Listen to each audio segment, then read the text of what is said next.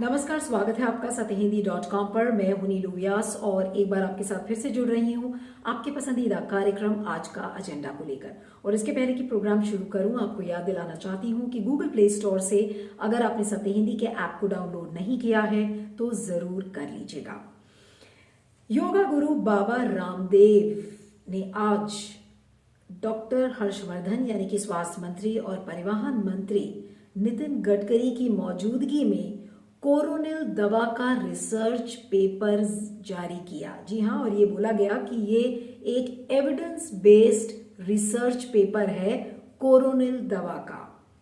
लेकिन मजे की बात यह है कि ये रिसर्च पेपर को रिलीज किया गया, लेकिन इस रिसर्च पेपर के डिटेल्स किसी को भी नहीं पता है और ना ही पत्रकारों ने बहुत ज्यादा इसके बारे में पूछताछ की। खबर आज सारे मीडिया वेबसाइट्स पे क्या है कि बाबा रामदेव ने evidence based research paper launch किया। वो बात दूसरी है कि इस पूरे इवेंट की पब्लिसिटी बाबा रामदेव ने कैसे की है, वो इसके बारे में एक अलग स्टोरी है और उसको मैं इसी प्रोग्राम में आपको बताऊंगी। लेकिन जो मैंने कहा कि रिसर्च पेपर रिलीज किया गया, लेकिन रिसर्च पेपर की कोई जानकारी किसी को नहीं है।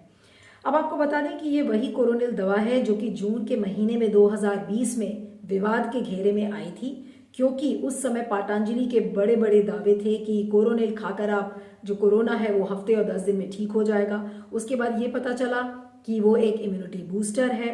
उसको लेकर आयुष मंत्रालय ने जो उसके क्लिनिकल ट्रायल्स हैं उसके कॉम्पोजिशन को लेकर काफी सवाल जवाब खड़े किए थे। तो जून से लेकर और अब फरवरी का महीना है, यानी कि 7 महीनों के अंदर अब बाबा रामदेव पूरी दुनिया के सामने फिर से आए हैं और आज 2 बड़े केंद्रीय मंत्रियों की मौजूदगी में उन्होंने ये रिसर्च पेपर लॉन्च किया है। लेकिन मजे की बात यह है कि ये किसी को नहीं पता कि इस रिसर्च पेपर के क्या डिटेल्स हैं। ये माना जा रहा है कि इसमें कोरोनिल के कॉम्पोजिशन के बारे में, इसमें जो क्लिनिकल ट्रायल्स हुए होंगे, क्योंकि ये साइंटिफिक एविडेंस बेस्ड पेपर इसे कहा जा रहा है, तो हम ये अनुमान लगा रहे हैं कि इस रिसर्च पेपर में ये सारी जानकारी होगी। तो आज सिर्फ लॉन्च था, तो आज थोड़ा सा कंसेशन दे देते हैं बाबा रामदेव को कि ठीक है, ये धीरे धीरे ये जानकारी लोगों तक पहुंचेगी, तब शायद इसकी उधेड़ बुन ज्यादा बेहतर तरीके से की जाती है। लेकिन जो इसका एक दूसरा पहलू है कि इस पूरे इवेंट की आज पब्लिसिटी कैसे की गई। इस एविडेंस बेस्ड रिसर्च पेपर को लॉन्च किया गया, ये कहा गया कि कोरोनिल को अब आयुष मंत्रालय का सर्टिफिकेशन प्राप्त हो गया है। ये बात सही भी है कि आयुष मंत्रालय ने जो प्रोटोकॉल्स के तहत, यानी कि जो WHO का प्रोटोकॉल है जिसमें कि सर्टिफिकेशन ऑफ फार्मास्यूटिकल प्रोडक्ट यानी कि COPP का सर्टिफिकेशन चाहिए होता है, तो वो जरूरी होता है, तो उसका सर्टिफिकेशन आयुष मंत्रालय से प्राप्त हो गया है, यानी कि कोरोनिल का इसको मिल गया है। लेकिन ये सर्टिफिकेशन उसको किस लिए मिला है? एक सहायक दवा के रूप में, एक सपोर्टिंग मेजर के रूप में। अब सपोर्टिंग मेजर क्या है, मैंने इसको लेकर डॉक्टर से बात करने की कोशिश की। आइए सुनते हैं डॉक्टर चैटर्जी जो अपोलो के इंटरनल मेडिसिन के एक बड़े डॉक्टर हैं, उनका सपोर्टिंग मेजर के बारे में क्या कहना है। अच्छा डॉक्टर चैटर्जी, मुझे ये पूछना था कि ये जो पतंजलि ने आज जो ये लॉन्च किया है अपना रिसर्च पेपर ऑन कोरोनिल, तो नाउ दे आर सेइंग कि ये एविडेंस बेस्ड मेडिसिन है, लेकिन जो उनका जो दवा का पैकेट है उस पे ये लिखा है कि इट्स अ सपोर्टिव मेजर। तो ये सपोर्टिव मेजर का क्या मतलब होता है और एक आम आदमी इसके क्या मायने लगाए? क्या हम ये कोरोना की दवा समझेंगे? इसके क्या मायने?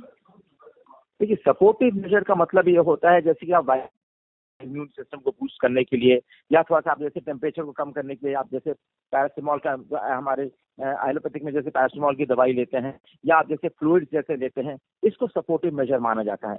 जो ट्रीटमेंट होता है उसको हम लोग डेफिनेटिव ट्रीटमेंट बोलते हैं, जो कि जैसे एंटीबायोटिक हुआ कि टाइफाइड हो तो आपने एंटीबायोटिक दिया, या कोई हर्पीज वायरस हुआ तो आपने एसाइक्लोविर दिया, ऐसे दवाइयों को हम लोग डेफिनेटिव ट्रीटमेंट मानते हैं। अगर सपोर्टिव मेजर्स हैं, दैट मीन्स वो सिर्फ बॉडी को हेल्प करती है रिकवर करने में, जब तक कि बॉडी अपनी इम्यूनिटी नहीं बिल्डअप कर ले और जब तक उस इन्फेक्शन को फाइट ना कर ले। लेकिन जो ये इस दवा का प्रचार और प्रसार हो रहा है वो बिल्कुल ऐसे हो रहा है जैसे कि ये कोरोना की दवा आ गई है, तो क्या हम इसको ये कोरोना की दवा तो नहीं मान सकते ना?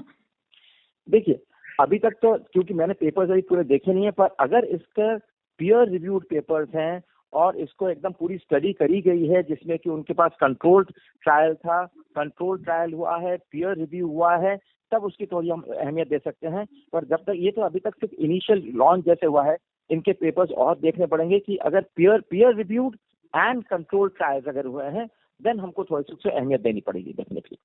तो यानी कि सपोर्टिंग मेजर एक डेफिनेट ट्रीटमेंट किसी बीमारी का नहीं हो सकता। ये आपने अभी सुना डॉक्टर चैटर्जी ने क्या कहा। लेकिन आज के इवेंट की पब्लिसिटी पतंजलि ने, बाबा रामदेव ने, और जो बाबा रामदेव की पूरी टीम है उसने किस तरीके से की है, एक भ्रामक पब्लिसिटी की है। अब उसको आपको एक एक पॉइंट्स में मैं आपको बताऊंगी और तब आपको समझ में आएगा कि जो पब्लिसिटी है बाबा रामदेव की या पतंजलि की, वो पब्लिसिटी कितनी झूठी है, कितनी खोखली है और गलत दावे करती है।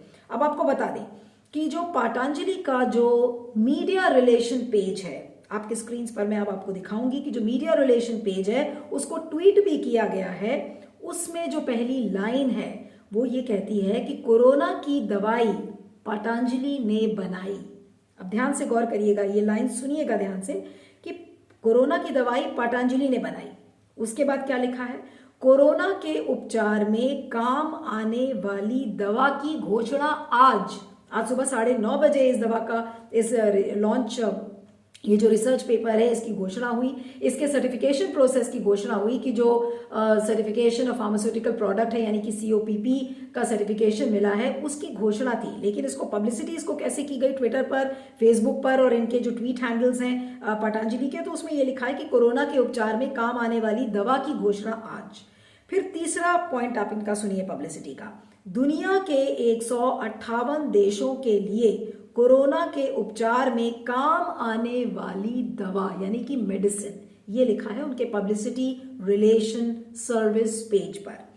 उसके बाद लिखा है first evidence based medicine for कोविड-19।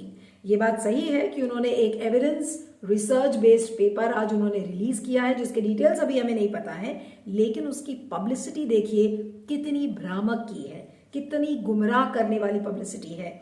अब एक आम आदमी अगर इस पब्लिसिटी मटेरियल को देखेगा और उसमें वो ये देखेगा कि एक ऐसी प्रेस कॉन्फ्रेंस जहां पर स्वास्थ्य मंत्री डॉक्टर हर्षवर्धन, नितिन गडकरी जो परिवहन मंत्री हैं वो मौजूद हैं और वो अगर एक रिसर्च पेपर को लॉन्च कर रहे हैं, तो इसका मतलब एक आम आदमी ये सोचेगा कि लगता है कोरोना की दवा आ गई। और जैसा मैंने कहा कि जो COPP का जो सर्टिफिकेशन प्रोसेस है वो मिला है कोरोनिल को, ये बात सही है। जो ड्रग कंट्रोल स्टैंडर्ड्स अथॉरिटी है, तो आयुष मंत्रालय का जो सेक्शन है उसने COPP का सर्टिफिकेशन कोरोनिल को दिया है, but as a supporting measure, corona की दवाई के लिए नहीं। तो सर्टिफिकेशन में जो सर्टिफिकेशन मिला है, जो सर्टिफिकेट मिला है कोरोनिल को, वो सपोर्टिंग मेजर के लिए मिला है। लेकिन जो पब्लिसिटी है इनकी ट्विटर पर, फेसबुक पर, इनके ट्विटर हैंडल्स अगर आप देख लीजिए तो उसमें ये पब्लिसिटी बिल्कुल भ्रामक पब्लिसिटी है, यानी कि लोगों को गुमराह करने वाली है। अब आपको यहाँ पे बताना ये जरूरी है कि COPP के सर्टिफिकेशन की क्या जरूरत पड़ती है, यानी कि सर्टिफिकेशन ऑफ फार्मास्यूटिकल प्रोडक्ट का जो सर्टिफिकेट है वो इसलिए जरूरी होता है कि अगर आपको अपनी दवा किसी और देश में एक्सपोर्ट करनी है तो वो देश जो आपकी दवा इंपोर्ट करेगा उसके लिए COPP का सर्टिफिकेशन जरूरी होता है और ये WHO के सर्टिफिकेशन स्कीम का हिस्सा है। यानी कि वो दवा आप दूसरे देशों में आप मार्केट नहीं कर सकते, उसको ओवर द काउंटर उसकी सेल्स नहीं कर सकते अगर उसके पास COPP नहीं है। और इसको लेकर एक कंट्रोवर्सी हो भी चुकी है जिसका जिक्र अब मैं आपसे करूंगी। अब आपको बता दूं कि 19 दिसंबर 2020 के दिन BBC की वेबसाइट अगर आप खोले तो उस पर एक खबर है और उस खबर में ये साफ लिखा है कि लंदन की दुकानों में एक फेक इम्यूनिटी बूस्टर कई इलाकों में मिल रहा है और खासकर वो इलाके जहां पर एशियंस की जनसंख्या ज्यादा है। उसके बाद उस खबर में ये भी लिखा है कि BBC ने खुद बर्मिंघम यूनिवर्सिटी की एक लैब से कोरोनिल की टेस्टिंग करवाई थी, जिसमें कि ये साफ पाया गया कि कोरोनिल कोरोना को ठीक नहीं कर सकता। और उसी खबर में जो वायरोलॉजिस्ट हैं डॉक्टर मैत्री शिव कुमार, उनका इंटरव्यू छपा है और उन्होंने कहा है कि इम्यूनिटी बढ़ाने का कोई सेंस कम से कम लंदन में किसी को समझ में नहीं आता है। यानी कि उनके कहने का मतलब ये था कि कोरोनिल आपके इम्यून सिस्टम को क्या करती है इसके बारे में किसी को कोई जानकारी नहीं है। अब बीबीसी ने जो इन्वेस्टिगेशन किया था उसमें 4 लोकेशंस में उन्होंने कोरोनिल की बिक्री पकड़ी थी और ये इलीगल था क्योंकि कोरोनिल के पास उस समय COPP का सर्टिफिकेशन नहीं था। और अगर ब्रिटेन की जो एडवर्टाइजिंग स्टैंडर्ड्स अथॉरिटी के मुताबिक अगर आप देखें तो वहां पर ऐसे कोई दावे नहीं माने जाते जो कि इम्यूनिटी को बढ़ाने का काम करते हैं।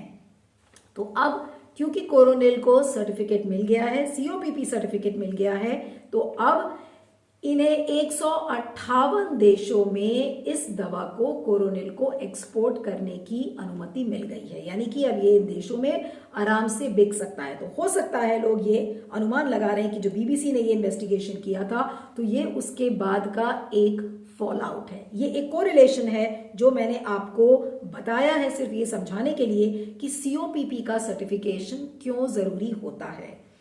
लेकिन जो बड़ी बात यह है कि COPP का सर्टिफिकेशन प्रोसेस एक एडमिनिस्ट्रेटिव अप्रूवल प्रोसेस है।